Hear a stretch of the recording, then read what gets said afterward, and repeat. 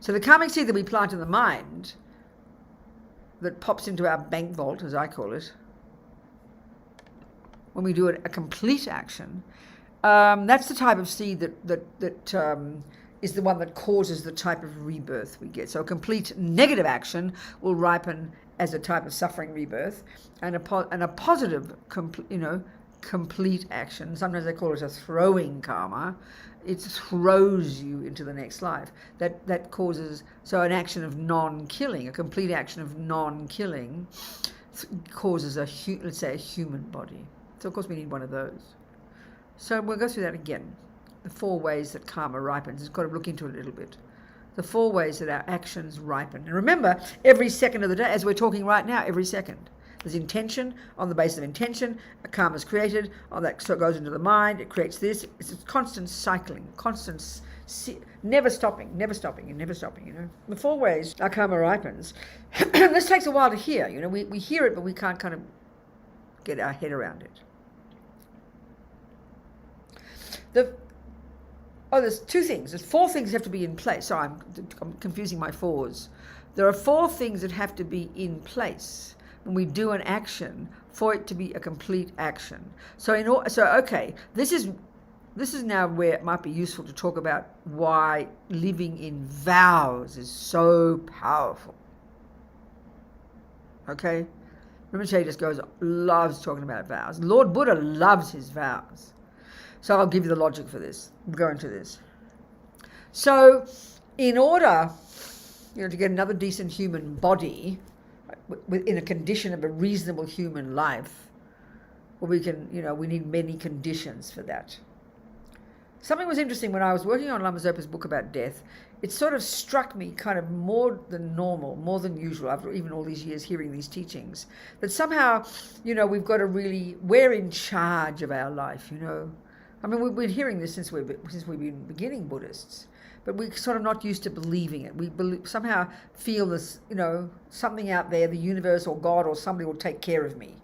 But Buddhism doesn't talk like that. So it's up to us. So, it's really what struck me when I was editing the book. Well, we have to decide what kind of birth we want, what kind of rebirth we want. If Buddha's teachings are right, and we're taking it as a hypothesis, aren't we, that when we die, the karmic seed, a particular karmic seed will be triggered. It'll program our mind, and off we go into another mummy's womb. An egg, an ant, a dog, a human. We want a human one, right? So then we have to decide.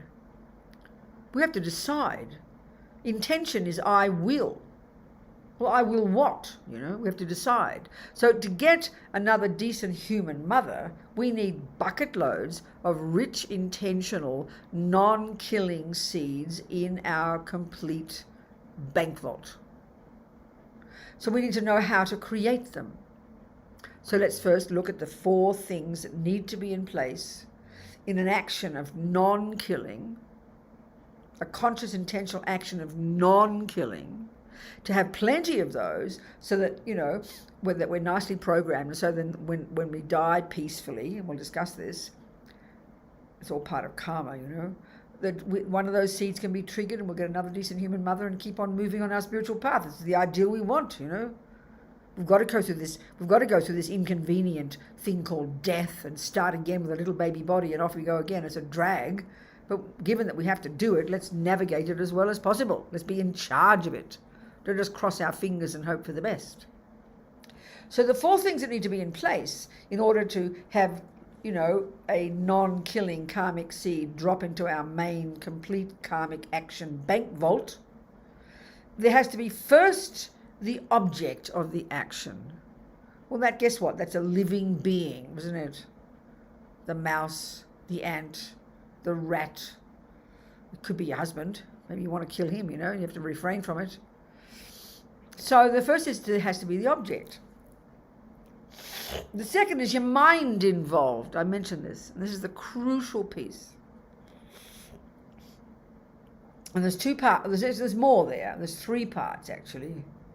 The first bit is there has to be one of the many neutral states of mind, one of the many mechanics is the one called discrimination. It's happening every single second in our mind. It's discriminating between this and that and black and white and up and down and here and there and colour and shape, millions of things all throughout the room. And discrimination is the one that's ability to distinguish the difference between different things. So here, in this second part of these 4 pieces that have to be together when you do an action of non-killing for it to qualify as a complete action, 3 things. One has to be the discrimination that is the mouse I'm going to kill. That is the mouse. Then there has to be the intention. Well, no, first is the intention. I will kill the mouse. But like I said last week, the crucial piece is not just the bare bones, I will kill the mouse. There's always going to be a motivation that impels you to intend to kill the mouse. They're 2 separate thoughts, but they seem like one to us because they're so quick. So let's say, you have compassion. So one is the discrimination. Oh, sorry, this is not killing. I'm going to not kill. Sorry, this is a not killing action. Not killing. So there's a mouse there. Discrimination, that is the mouse. I must not kill. So the thought is, the intention is, I will not kill the mouse. I must not kill the mouse. I must try and save the mouse. I must not kill the mouse, something like that. Then the motivation is compassion. It's pretty clear, isn't it? Compassion. Compassion for the mouse. So the compassion is what makes the action virtuous. And obviously the stronger the compassion, the more the action is virtuous, the more rich and delicious the karmic seed is. The third of the 4 things that have to be in place in order for this action of not killing that mouse to qualify as a complete karma, to drop into your bank vault, your complete karmas, that will act as a karma that will throw you into a human life after death. The third one is the action. So the first is the object. Then is your mind involved. And there's 3 things there. Discrimination, intention, motivation. 2A, B, and C. Then there's the action. You do the action of catching the mouse, of saving the mouse. And then 4, the result, a happy mouse, a living mouse. The mouse goes out the door, sort of thing. There's still more to it than that, but these are pretty basic, the 4 points. This is where, and Lama Zopa never stops teaching us this, this is where now we can turn an ordinary deluded action into a virtuous action by merely changing our motivation. This is the power of motivation. So let's look at the action of eating. First is the object, would be the cake. Second is my mind involved in it, right? This is a simple example of a simple action. There's no sentient being involved here except for myself.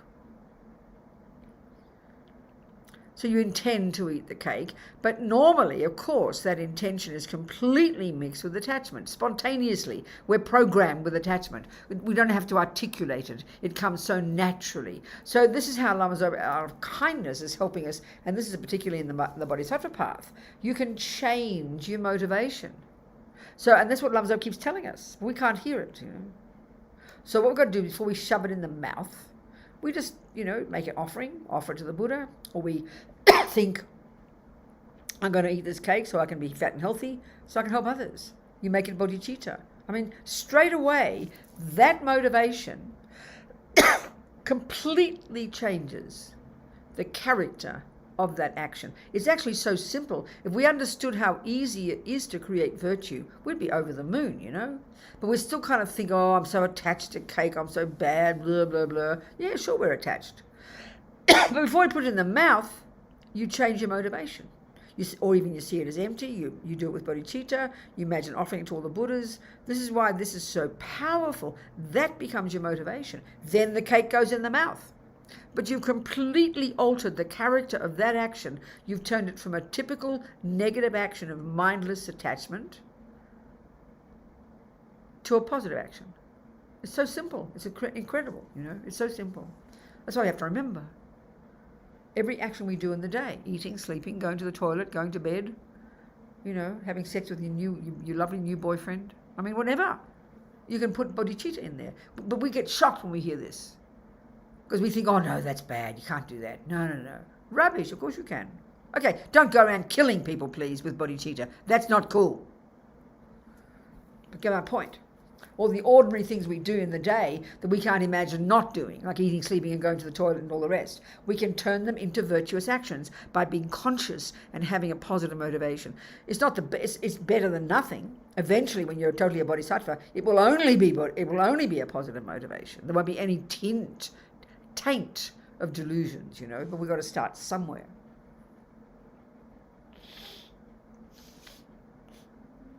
So, if we, just to get another human body when we die, we need one seed, but you can't just rely on one. You've got to have plenty there,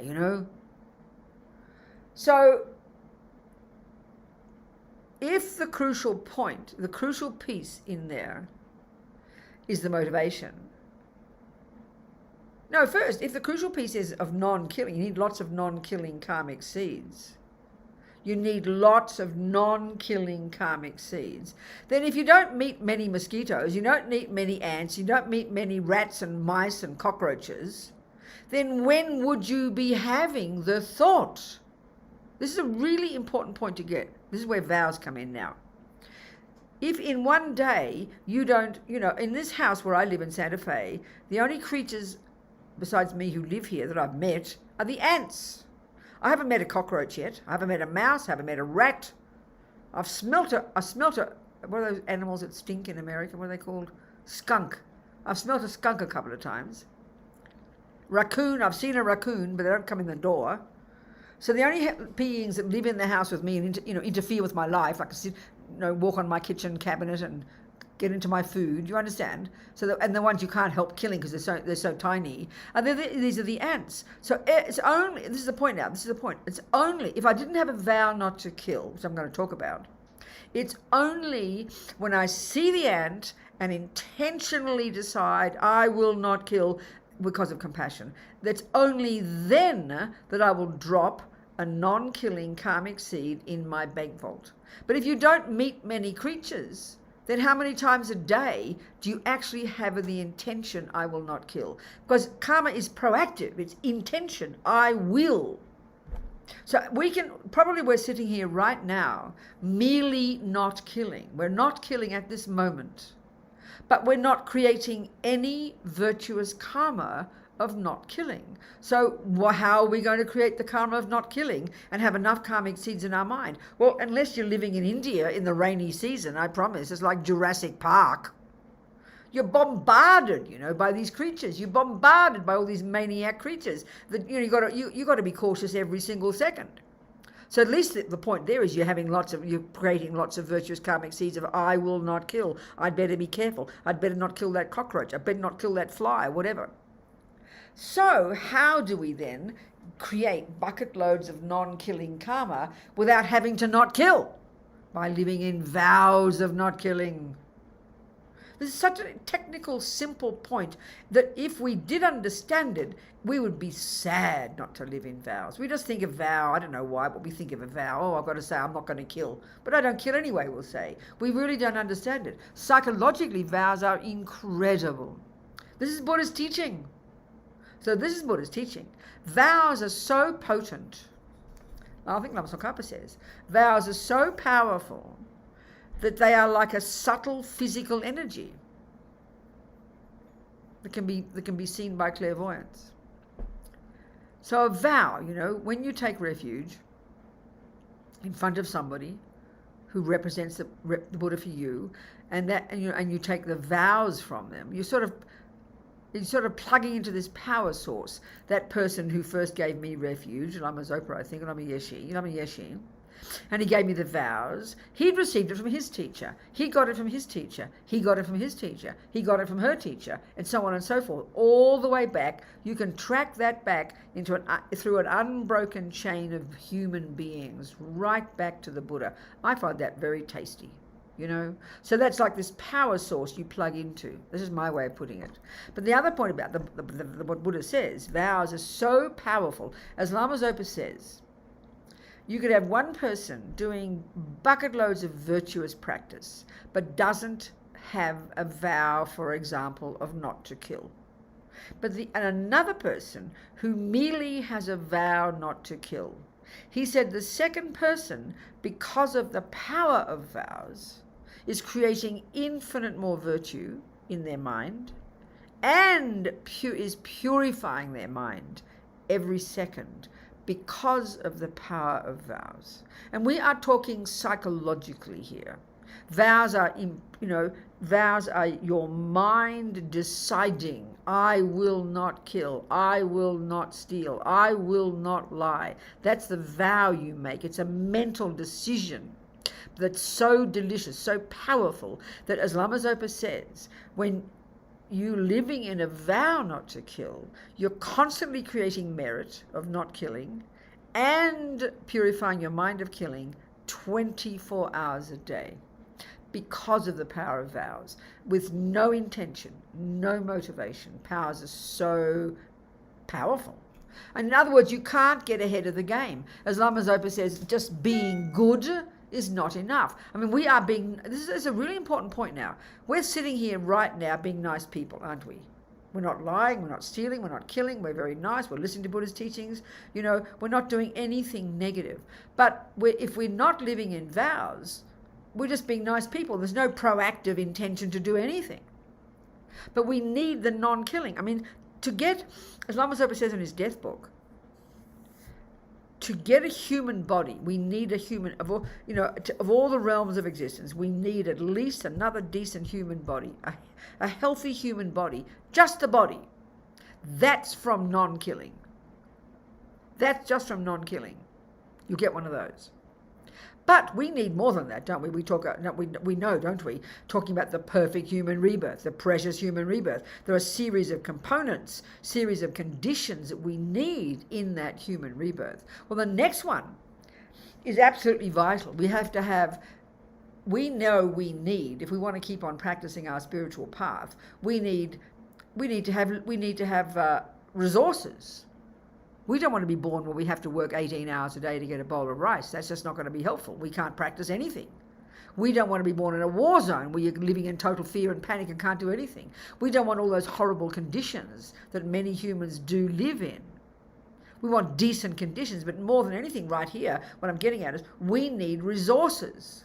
We need money so we can have the miracle of leisure so that we can practice our path properly, So that means we need morality of non-killing to get the human body, but we need bucket loads of generosity karma, of giving, as Lama Zopa calls it, charity.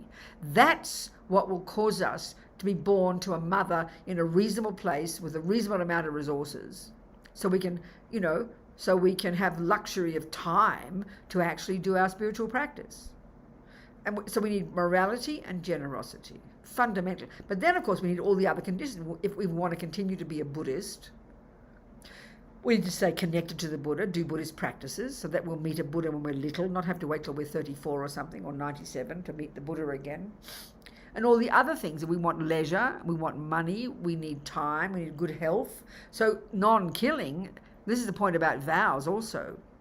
This is a really powerful point about vows.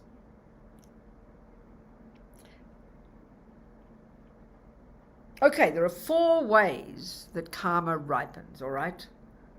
4 ways. The first is the type of body you get. And remember, we're discussing the type of conditions that have to be in place when you do the action that becomes a complete karma, that is the one that causes you to get, in this case, a human body. A complete karma of killing will give you like a dog's body, or an ant body, or a hell being body, or a spirit body. So we want a non-killing one. So then but there are 3 other ways in this life that our past karma plays out. So let's use the one example of the action called non-killing. The main way non-killing will ripen is the type of rebirth. But the second way non-killing will ripen, and this is absolutely vital, will be you'll wake up in this life with no intention to kill. Now look at the human realm. Most humans kill something. Most religions say it's okay to kill. Absolutely, from the materialist point of view, killing creatures is totally normal. It's completely the most normal thing. We can see this. It's shocking to hear that we might consider not killing any living being. This is most unusual. I mean, I was taught as a Catholic, I love my Catholic upbringing, I was taught as a Catholic that Buddha made animals for our benefit, to eat and so on and so forth, a gift from God. They don't have souls. Just different teachings, isn't it? So the three other ways our karma will ripen. You've got your human body, but then there are three other ways in this human life that our past actions will ripen. The first, we've discussed this before, is all our tendencies. So we want to wake up in this next life with no tendency to kill. Now, the only way you're going to get that is by living in vows of non-killing. Why? Because I always use this example of this boy. Years and years and years ago at Kopan, I think I've told this story 200 times. One woman came, Lama Zopa was teaching there, it was in the 90s, and I was there, and she came to my room after and was in tears because her boy, she was listening to the teachings about karma. She hadn't heard before. And she was very shocked because she heard about killing karma and being born in the lower realms, etc., etc. And she was in tears because her son, who died 5 years before, this is 25 years ago, had been a fisherman all his life. And he died scuba diving. And she was devastated. She said, because, she naturally thought he died doing what he loved. She hadn't thought about karma. And she asked, where's he been reborn, Anyway, I said, I don't know, but why don't you go and see Geshe Lama Kongtrul, this amazing holy yogi who'd spent years in the mountains meditating and then spent the last years of his life at Kopan. He knew Lama Yeshe at Serajay in Lhasa. So he was this amazing yogi. Lama Zopa said he lived in Vajrayogini's pure land, very holy being. So clearly, if he's at that level of realizations, he's got clairvoyance, he's got bodhicitta, he's realized emptiness, and so on and so forth. So she went to see him, and she asked, where's my son been reborn? And these lamas don't tell you normally what they see, I mean, clairvoyance is a fairly low-level realization. We've had clairvoyance in countless lives, lamas, the Buddha says. And you get it by just getting single-pointed concentration. Your mind goes to this subtler level, and that subtler level of mind has the capacity to cognize phenomena that are more subtle, like the past and the future and the minds of others. This is very natural. This fits in the Buddha's teachings. So this Lama, totally clairvoyant, can see exactly who this person is and where he's reborn, So he said, he told her, first he was born in the animal realms and now he's in the hell realms. And she was shocked and she said, no, what can I do to help him? And Geshe-la kind of laughed sadly and he said, what do you mean, him? He said, everybody. Now, I met her years later. She's not a Buddhist, but she was very moved by that. Somehow she got some compassion, from that. It's very interesting. Anyway, the point is this. There's this person had been in the lower realms in the past due to killing.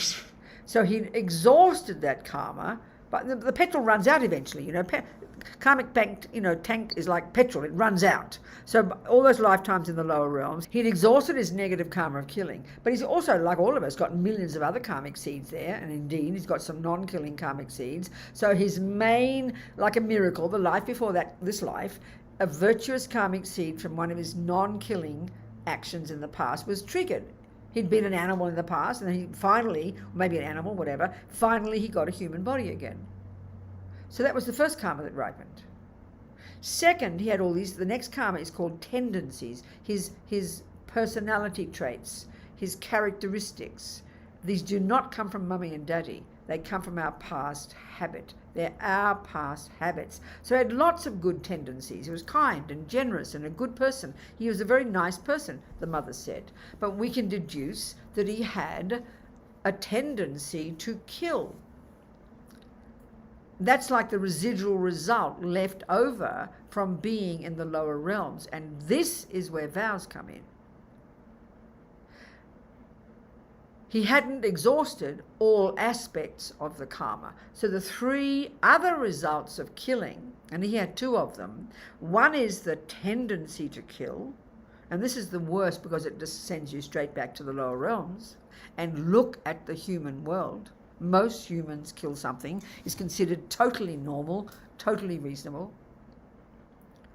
But the second way, and he had that one as well, the second result of karma, in this case of killing, the second residual result, if you like, is called experiences similar to the cause. He got killed. He died young. He's scuba diving. He drowned. The third result of killing, the third residual result that we experience in this life, he didn't have this one, of killing would be that you're very sick, you have allergies, the food is harming you, the water's polluted, the air's polluted, the food is not nutritious. Look at the sick people in the world, look at the pollution. He didn't have that one maybe. So these are the three like left over. And all actions have all these four. So the point about this is this. There's another example of another little boy. I always tell this story too. The son of my friend Daichen. She used to live at Chenrezig in Queensland, and now she lives in Victoria somewhere. But this is like 30 years ago, when her little boy, when she told me when he was a very little boy, her son, maybe 3 or 4, she's taking the lice out of his head. And he's crying with compassion. You know, mummy, leave them alone. Don't hurt them. It's their home. Crying with compassion for the lice. Now, the other little boy, he was also about 4 or 5 when he first met fishing. And this is the way karma works. He didn't think about fishing until he met the fishing scenario. The condition called fishing manifested in his life. Suddenly the karma from the past was like a latent seed, it's almost like a latent memory. The karma's there, but when you meet the condition, it triggers it. So this karmic seed, this tendency to kill, this is the fisherman, was triggered. And suddenly next second, what happens is, this is the technology of how we perpetuate samsara. The next second, the next millisecond, upon seeing fishing, very, very pleasant feelings are triggered in his mind.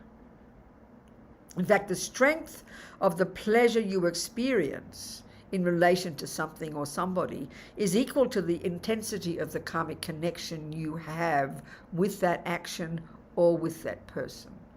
So he got very, very pleasant feelings. That's called happiness. And now the next millisecond, it's like all this happens together. Now attachment kicks in and then paints a very delicious picture and makes it look like the most divine thing he's ever done in his whole life. All this happens instantly. So of course he falls in love with fishing. And because he got a pleasant feeling when he saw fishing, he assumes that fishing must be good because it causes him happy feelings. This is how we live our lives. Look how we can't even say no to a piece of cake.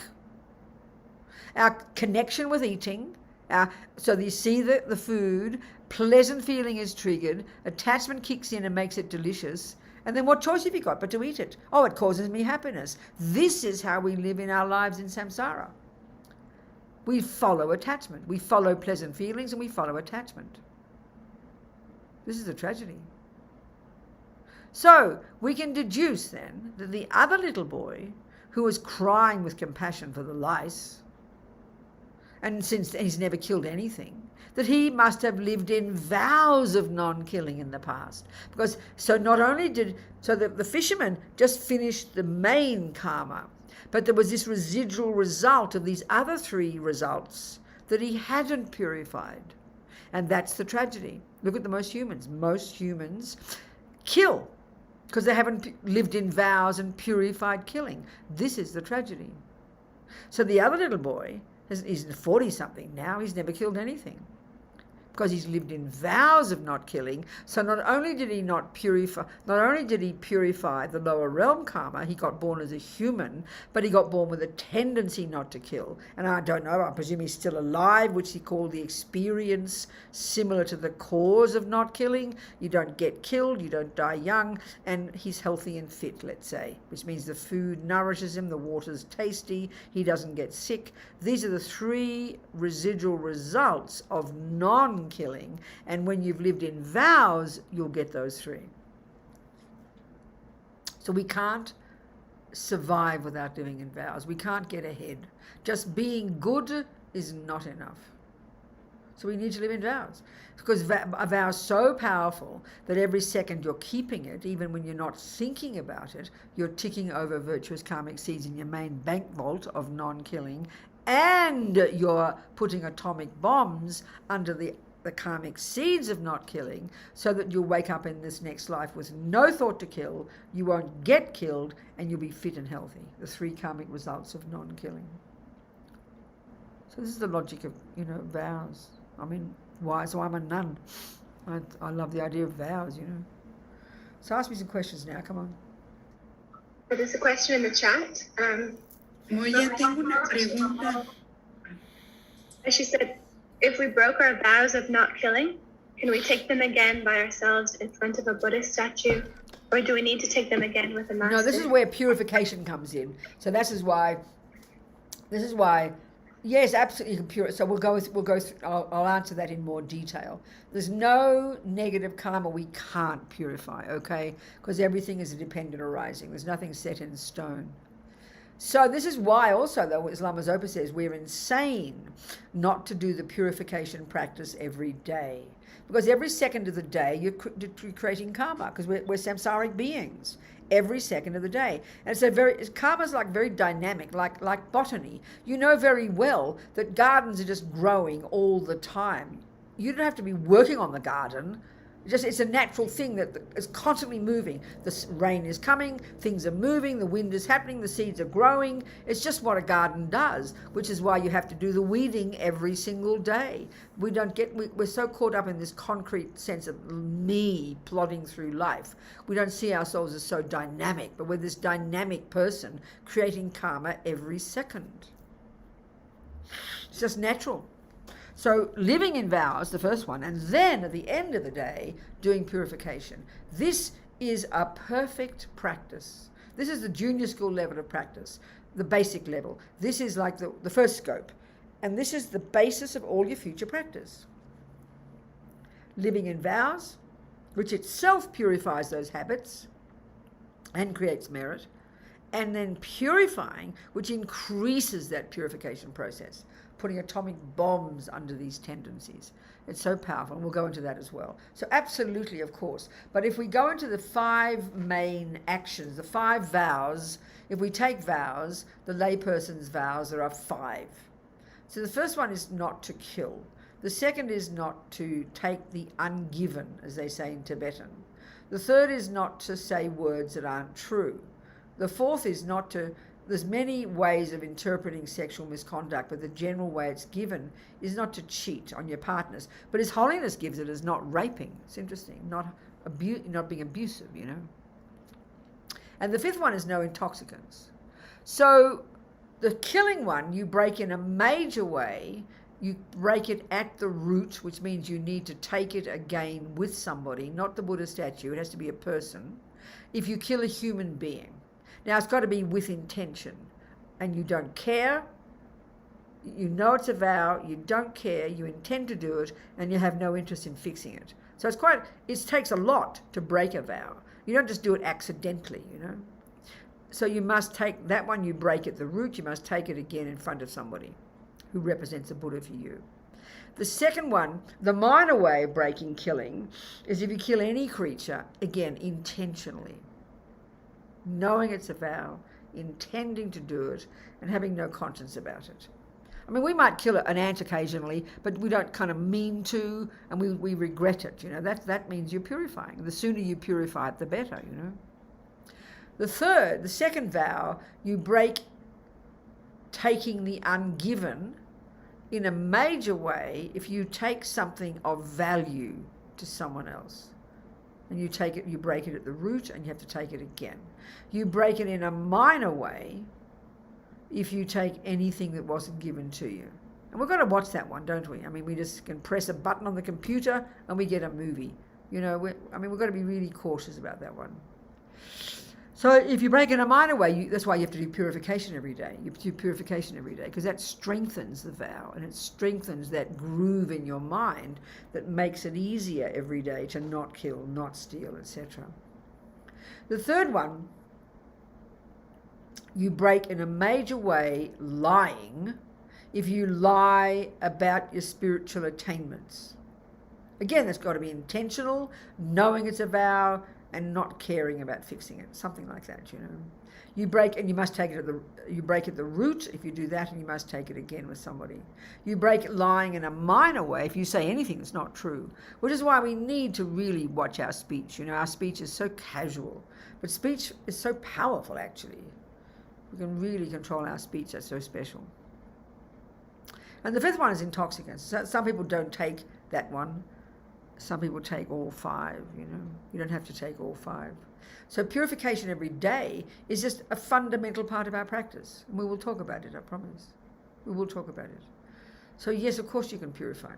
And the thing is, I mean, like anything, if we instead of having this guilty, neurotic feeling about being a naughty person, which we do have, if we just sort of talk like the way we are with our health, our physical health, we're really cautious. We read all the packets, we see what nutritional, you know, information is there, we see if there's any nuts in it or any gluten or whatever, and we're very conscious and we'll decide not to eat it. But if we, let's say, eat something that had gluten and we've got gluten intolerance, we don't go, oh, I'm a bad person, I ate gluten, oh God, you know, and then keep saying I'm a bad person every day. You get sicker and sicker. You do something about it immediately. You apply the antidote immediately. Of course you would.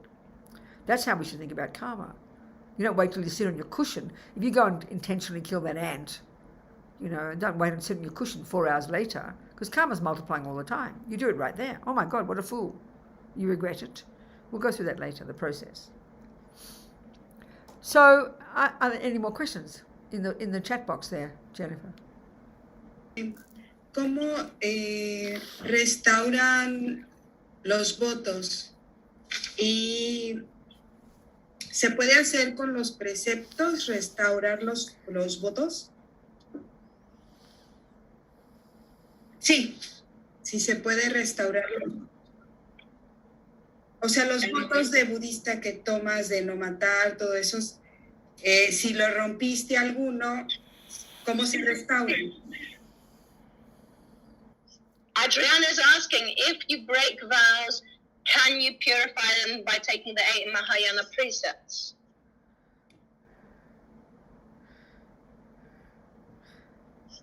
No, you do what I said. If you break at the root, you have to take them again, and otherwise you purify every day with the 4 opponent powers.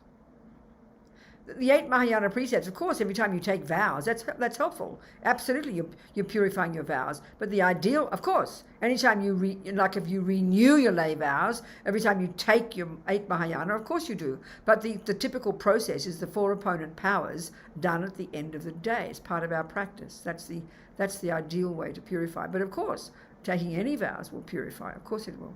Yes, absolutely. Talk to me, Kimberly. Hi, Venerable Rabina. Yes, darling. I'm thinking about one of our children. He's, I keep calling him a child. He's like 19. He's what? He's 19 years old. And Yes. when he was a very young kid, he had a very checkable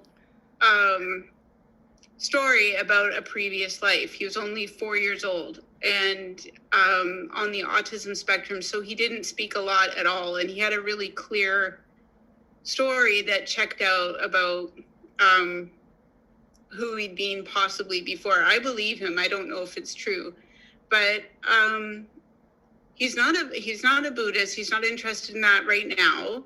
But is there anything special we can do, or that we're supposed to do for kids that have some memory of their previous Frida, of life, course. or they're like everyone else? Yeah, of course, and often this is what happens often in the world with respect to our materialist views of the mind. I mean, people call, autistic, often they're children who actually have got experiences and realizations from past life. And there's one friend of mine, I'll answer yours directly, but there's a friend of mine whose little boy, she's a Buddhist, a student of Lama Zopa, and her little boy was kind of typically outrageous, super intelligent, and they said he was autistic, And she was really worried. I said, for God's sake, ask Lama Zopa, because he was super intelligent, super active, super wild, Yeah. And she checked with Rinpoche, and he gave him all these practices to do. He memorizes the Heart Sutra. It's so easy for him. And I said, why don't you send his picture to one Tibetan doctor? These Tibetan doctors are very holy, and some of them are really like lamas, and they're clairvoyant. And she sent a photo of the boy and some of his symptoms, and the doctor wrote back, he said, yep, that's how yogis behave. So we don't have any, this is my own thought, so many of the kids who are called autistic, super intelligent, not very social, that kind of thing, we interpret in a certain way. We are interpreting these kids from the perspective of ordinary attachment and neediness and neurosis. So if they behave differently, we think they're mentally ill. It's often the exact damned opposite, But often, and maybe even not being very social because he doesn't particularly need it. So, is he, how, you said he's 19. How is he behaving? What's he like? What kind of boy is he? Wonderful. He's wonderful. So he's intelligent, well behaved, yeah, good ethics. Rocket science, maybe not, but optimistic, good heart. Wonderful. Of course. A lot of good heart. It's sort of like anything. If there's a the mind works in such a way that nothing goes astray. Everything is stored as memories. So in the same way that little boy, when he first saw fishing, it triggered the memory of fishing, quite literally. So the same with beings with, you watch these little boys on YouTube playing music, or girls, the memory is there. So they're able to play Mozart at the age of 3. It's exactly the same logic. So clearly with him, if he's got a connection with the Dharma, and it's fairly obvious he has, he should hear the Dharma. But if he doesn't want it, you can't force him. But do you ever have mantras playing, and does he see the images of the Buddha and that kind of thing? Yeah, he does. Well, then okay, they can't do more, honey. Let him find his way. That's what I think too. Yeah, that's eventually. It. Perfect, darling. It's wonderful, though. I like what you said about that other boy seeing fish and having reaction. That's right. That's how yogis behave, he said. Yogis, we have a vague idea they're kind of these little spacey people. It's not true. They've got these genius minds, super clear, super very sharp. And that's why, since they're very little, if they're kind of educated from the very beginning, that energy can be harnessed. Do you understand? So that, obviously he's making his choices. You can't force him. But be surrounded by it. That's good. That puts the imprints in his mind, sees the Buddha and everything. You can't do more, sweetheart. Good. Thank you, Kimberly. What else, people? Any more questions? Jennifer? I think Andy had a question. Good, Andy. Talk to me. Hello. First of all, thank you so much for sharing your knowledge and your wisdom. It's coming in extremely clearly. I feel very privileged. Thank you very much. A pleasure. The question is, just this week in my house, I've discovered a termite highway. Yes, oh God. I've spent a lot of time and effort with the intention of killing them. And as far as I'm aware, where I live, you either lose your house or you kill them. There's not really a third way. Right. I don't have any regrets. So tell me where am I going wrong? What should I... Andy, what's I the know, path? it's quite difficult. It's not easy. It is not easy, It is not easy because it's so normal in our world, isn't it, naturally we kill the ants, we kill the roaches, we kill the termites. I understand. It's not that easy. It's not that easy. So, the point is that the typical approach, if one were trying to, let's say as a Buddhist, I've taken a vow not to kill. And seriously I want to not kill. Let's say I've decided that. then obviously we all know that once we intend to do something, then we're very creative people. We'll come up with methods of how to get what your goal is without having to do your killing if you've made a decision to kill. So, okay, you've said you've killed them and you have no regrets, that's your business. But I mean, are there any ways that you can? I mean, I know what you're saying about termites, there's only two choices, but I wouldn't be surprised some people have done some research. I wouldn't be surprised if you looked into it, that maybe there are other ways of, getting the termites to go somewhere else or something. I don't know. But I mean, as far as your mental attitude is concerned, I mean, if you say you have no regrets, I'm not going to argue with you, but I can only tell you the Buddha's teachings, and that's for you to think about it. So I've talked about, the Buddhist view. So, okay, let's analyze it, shall we? Let's analyze it. So then the reason in your mind that propelled you to kill the termites, I suppose it wasn't compassion for the termites, was it? No, of course not. No, it was just pure. This is the thing. It's pure self-interest. That's I right. could actually possibly live my life, and there would still be some house left. I don't know, But I know, but that's my point. See, the first point is, and this is where the karmic one is difficult. The Buddhist view is, as we've been saying, that everything we think and do and say programs our mind, and we create habits. Nothing goes astray. So technically speaking, from the Buddha's point of view, you've increased the tendency to kill by killing the termites. You intended to kill them. It's your self-interest. You recognize that. And of course, it all seems reasonable. I mean, everything's so relative, isn't it?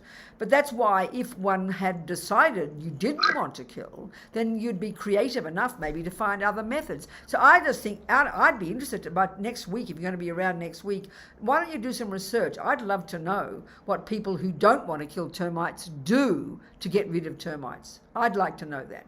Do some research out of interest. There is I do have like a long-term plan, but it's going to take me probably 5 years to make my house kind of termite proof, you mean? In that time. No, I understand. But I mean, what do termites do? They eat the house itself, do they? Oh yeah. And where's the root of the termites? They must come from somewhere. They have to have a house somewhere, no? What do? They do have a house in one of my trees. Okay, can you get to the root of them? Can you get to the root of them and kindly move their house elsewhere? I mean, are there ways of... This is what I'm asking you to do, Andy. I don't know if you plan to come back next week. Do you plan to come back to the teaching next week? Yeah, of course. Why don't you, out of interest, I'm interested, to do some research. I bet there are people who don't want to kill, but who have termites, and I think we're also intelligent in our culture. We're such geniuses. I wouldn't be surprised there are methods. It's a question of making the effort. And in the end, it's a question... In other words, if you knew that you'd die if you ate sugar, I bet you'd do everything in your power to find ways to make sure you never eat sugar because you wouldn't want the suffering. And this is the part about karma that's quite hard, because we don't have the feeling that what we do produces the person we become, which is what the Buddha's saying, and everything, and there's nothing that goes astray. So anyway, out of interest, I think it'd be great if you looked into the alternative ways to get rid of, to go to the source and kind of to divert the termites. I'd be very interested. Meanwhile, just keep listening, Andy. That's all you can do. I'm not going to, I can't tell you anything. Just listen to the teachings and see what you think. You're the boss. Yeah, okay. Do you understand? Thank you. Good. Thanks, Andy. Thank you. Darling. Thank you so much. What else is there, Jennifer? Anything else? We've got 15 minutes to go. Terry. Okie doke, Terry. Yes. Talk to me. Venerable Rabina, yes. I'm just trying to absorb everything you're saying, as beautiful and as wonderful as it is. My question is, at the time of death, when you go into the bardo, does that thought at the point of death have a major impact on the rebirth that you will have? I understand, at Terry. the time of death? I understand exactly, Terry. So let me go through the death process. I think it's a good topic anyway for our karmic topic. So I'll just talk about it briefly now, but it'll be interesting. I'll use Lama Zopa's book as a reference, and I'll go into more detail next week because it's very fascinating. Yes. It's very, Thank but you. I'll start now. Okay. So there's Terry, all of us. Every millisecond that we're doing anything, there's that many thoughts, basically, and they all get dropped into their own karmic bank vault. It's all very organic and natural and logical. No one's running it. It's not punishment. It's not reward, but the very character of our thoughts and the motivation that propels us and the actions we do, all the karmic seeds from this process every single second are dropping into our different bank vaults. Okay. So now, the two ways to prepare for death, because yes, the question that you asked is implying a crucial point, but I'll go into it, that it's the thoughts that arise at about the time before you stop breathing in this process. They are the ones that will trigger the karmic seed. So I will describe that. It's true. So,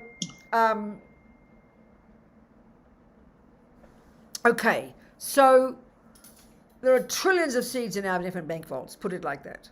So one way to prepare for death is obvious. Live in vows every day, do purification every day, live a good life, live in good ethics. So every second, and then think about impermanence. Know that we're going to die, Terry. We can see all of us, we live in denial of death. We can't bear the thought. Mostly because we don't have a clue what's going to happen and we don't want to think about it. So if we can already live our lives within the reality of impermanence, and eventually that becomes so ordinary within us, we don't think about it anymore. We just know life is impermanent. You don't keep thinking, oh, I'm going to die. It just comes natural. No. So you live your whole life completely differently. This is the best way to prepare, Terry. It is guaranteed when you get to the time of death, and if you've got the warning, you're getting old and sick, your mind will be completely ready. Your mind will be peaceful. Your mind will be virtuous. You'll have your practice. Friends will be around you. You can guarantee that when the actual death process starts, which is, I can describe it next week, which is often described in 8 stages. And the beginning stage is your eyes start to go, your ears start to go, your senses start to go, and you're starting to lose the plot. Well, about that point is when another process kicks in, and the particular karmic seed from your millions in your bank vaults will be the one that will be triggered,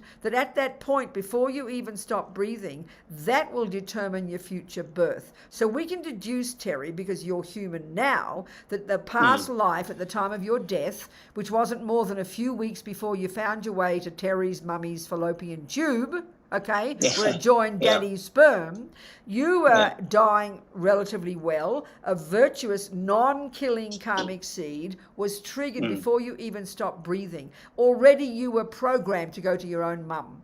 Already at that point. And so from that point, death is a very peaceful experience because you're moving towards your own new human birth. So that's the crucial time when you need to help the person be peaceful, because when the mind is peaceful, the mind can be virtuous, and that can trigger a virtuous karmic seed. So yes, the way you die is crucial, and we'll go into more detail. But the best way to make sure you're peaceful at the time of death, like I said, is to live your life within ethics and know it's going to happen. And when it does, as Lama Zopa says, most people die with fear because we're never thinking about death. And the only reason we've got fear is because of attachment. We don't want to let go of this person, So preparing by living our life is the perfect way to be peaceful. And then we'll go into the process in more detail because it is very fascinating. Okay. Okay. Thank you. Bless you. Good, Terry. Good. Thank you. Good. Fantastic. What else is there, Jennifer? Who are you, darling? Hello. My question, Venerable Rabina, relates a little bit to Andy's in terms of he was talking about the termites. But for example, we have an ant problem here. And I was just questioning, you were talking about intention and motivation. And if your intention is, I don't want to kill the ant, but your motivation is, I will, because otherwise it's going to really affect, say, the centre. And, if it's the choice between killing the ants and losing the centre, for example, what do you do? I understand, darling. There's you're always killing with God a cheater, if you like. No, darling, the point is, first of all, I made a very simple statement. 1 is the intention, and then 2, the motivation. So any action we do, the motivation is always the key. Of course it is. But, so like you can kill the mouse. You can have, this is very common. Let's say your pet. It's really common in our culture. you've got your little doggy and your doggy's suffering, and the common thing in the world is, of course I'm going to put my little dog down because she's suffering. So you could argue very simply, of course there's the intention to kill there, but the motivation, you mean well. You mean well. So from one's own point of view, you could say that person didn't create much negative karma. But the real point also is, in that case, what about the little dog? Did you actually help the dog? We never asked that question. We only think because I meant well, then I killed the little dog. But basically, unless we've got the wisdom to know with accuracy that that little dog will definitely get another human body so it can carry on practicing a spiritual path, then we're playing Russian roulette with the dog. So you're fine because you meant well. You're fine because you meant well. But there was no wisdom there. As His Holiness says, compassion is not enough. You need wisdom. It's exactly the same way if I've got a headache and you have got a pill for me and you're really compassionate, but you can't remember whether the pill is a cyanide pill or an aspirin. So, honey, you will not take that risk, will you? You won't say, oh, I meant well while I'm dying with agony. Well, we don't have the wisdom to know what will happen to that dog. So if you're really thinking, I understand okay, that's a typical example of if you kill your dog or the ants. We don't think about the ants' reason. We just do it for our own benefit. We mean well. So no, darling, listen, I haven't finished yet. I know your question very well. So in general, what I'm getting at, every action we do, you can have everybody in this room, we can give the same scenario, one mouse, and each of us with different conditions, different motivation, there'll be that many variations of karmic seeds planted. It's not set in stone, it's not concrete, it depends on so many factors. So, of course, when it comes to the center, there's a place that benefits others and you try to have a pure motivation, but still, always the first one is to try and see if you can get to the root of the problem. I'm not going to spoon feed that kind of thing. If it's the center, you need to ask advice from Lama Zopa Rinpoche. I'm not going to give you an answer. I mean, because what I'm getting at is, every action we do is different because the motivation is different, because this is different and that's different. It's very subtle. It's very nuanced.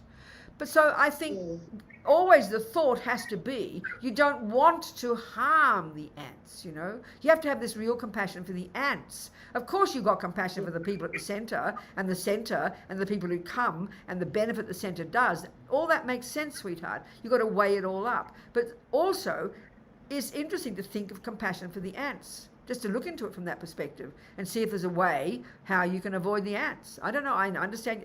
Everybody's life is like this. You live in India. You don't have a choice. You can never get rid of them. You've got to. So one of the things is the Tibetans, they learn to live with them. I know. When I was living in Dharamsala, there's the rats and not the cockroaches, the mosquitoes. You can't get rid of the mosquitoes. It's all to do with what your mind is thinking every second, and also thinking of trying to develop compassion. There's so many things involved in it. And the other thing that we don't think about, and we're going to talk more about this next week, the whole business of the purification practice. Because karma is not set in stone, that, by doing very many practices, maybe Lama Zopa will give you a whole bunch of practices to do that will help the situation. They can have an enormous benefit. And even just by doing the purification practice in our ordinary life, forget about the center and that scenario, but for one's own scenario in daily life, by doing various practices, this is talking to Andy too, you purify the condition. You might purify to the point where the mosquitoes won't come anymore, where the rats won't come anymore, where the termites won't come anymore, because karma is very dynamic. So but I think you need to consult to get some practices for the center. That's my opinion for the center. Okay. All right? Thank you. All right, it's time to go, I think, nearly. What else? I saw a hand up there. Vanessa. Talk to me, Vanessa. Hi. Hello, sweetheart. I used to stay at the Mahamudra Centre, so I know about the ant issue. God. Okay. I spent hours in Venerable Nangsal's old hut, and so what I used to do is do a lot of tapping and ask them to go away. And then Manuka essential oil and tea tree oil, I found the source of where they were coming in, and I would put that there. But it took hours, and a lot of tapping, a lot of essential oil, But did it work? so yeah, they'd come back, but you'd have to just kind of put essential oil at the source. I know. I think a lot of research has to be done to where they come from, and if you, I mean, but I really also think, Vanessa, what I was saying to Jennifer, I think because of this other practices that are more powerful that aren't evident to us might well be the case for the centre to purify. You know, I think you really should. I think it's important. Who's the director there? Roy. Oh, Roy. He's around. Roy's around. Yeah, he's the temporary director. Okay, suggest it to him. Very strong. I really, really highly recommend, because it's a centre. I will. It's Rinpoche's centre, you know. And he can see the karma of the ants as well as you guys, so he knows long term. I think it's important. I really do. Consult. Good, Vanessa. That's very helpful, though. Now, I know in my house, in the kitchen, you see all these different tracks. One day there almost is nothing. Next day they're just like millions, you know. And in the end, I just kind of learn to live with them. It's difficult. I think it's time to go, you people, on that thought about ants and termites and all the rest. Thank you, precious people. Gone like a dream, our 90 minutes. My voice always seems to go about the end as well. I don't know what's happening. So we think all these thoughts we've had, as many seeds we've planted, may we nourish these seeds from this moment forward so that we really will develop our marvellous potential. Have confidence in that, okay? And that it does manifest in the future, no matter how long it takes in our Buddhahood. And secondly, may we never give up. Bodhicitta, this amazing aspiration to only want to help others. Kewadinyu dudag lama sangye drub gyune drowa chikyang malupa Jai Sala Kupashok Jang Chub Sem Chog Rinpoche Ma Ke Panam Ke Gyuchig Ke Panyampa Me Payang Gong Ne Gong Du Vashok. Thank you, sweethearts, so much, everybody. Thank you.